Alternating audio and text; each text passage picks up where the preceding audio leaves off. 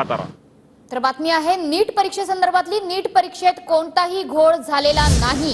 National testing एजन्सीने या परीक्षेसंदर्भातले सर्व आरोप हे फेटाळून लावले. नीटची परीक्षा संपूर्णपणे पारदर्शकपणे झाली असं एनटीएचं म्हणणं आहे. फक्त 1600 मुलं आणि 6 केंद्रांवरती जे आक्षेप आहेत ते प्रकरण घडलं असं एनटीएने स्पष्टीकरण दिलंय.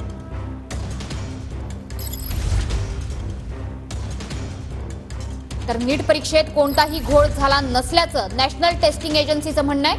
नॅशनल टेस्टिंग एजन्सीने सर्व आरोप हे फेटाळून लावलेले आहेत. नीटची परीक्षा पारदर्शकपणे पूर्ण झाल्याचं एनटीएचं म्हणणं आहे. नीटचे अभ्यास करणारे काही विद्यार्थी आपल्यासोबत तिथे काय नाव आहे, ज्याप्रमाणे नीटचा निकाल लागला याबाबत काय वाटतं? माझं नाव अनुष्का महेश जोशी आहे. मी 2024 मध्ये नीटची एक्झाम दिली होती.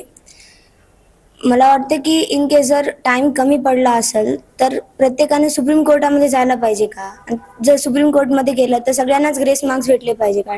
टाइम के बदले टाइम देना चाहिए और मार्क्स के बदले मार्क्स. हे कंपॅरिझन तर ठीक नाही आहे. अन्याय तर झालेला आहे.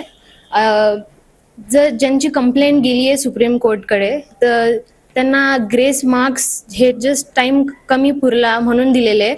पण जर टाइम कमी पुरलाय तर त्यांना टाइम वाढवून द्यायला पाहिजे होता. ग्रेस मार्क्स नाही द्यायला पाहिजे तर कारण की ते ऑलमोस्ट म्हणजे त्या सेंटरवरच्या सगळ्या स्टुडंट्सला ते ग्रेस मार्क्स दिलेले गेलेले आहेत. सर्वांना इक्वली ट्रीट केलं जात नाही. तर हे आम्हाला एनटीएला सांगायचं आहे की सर्वांना इक्वली ट्रीट करायला पाहिजे. ज्ञानेश्वर लोंढे, TV9 मराठी.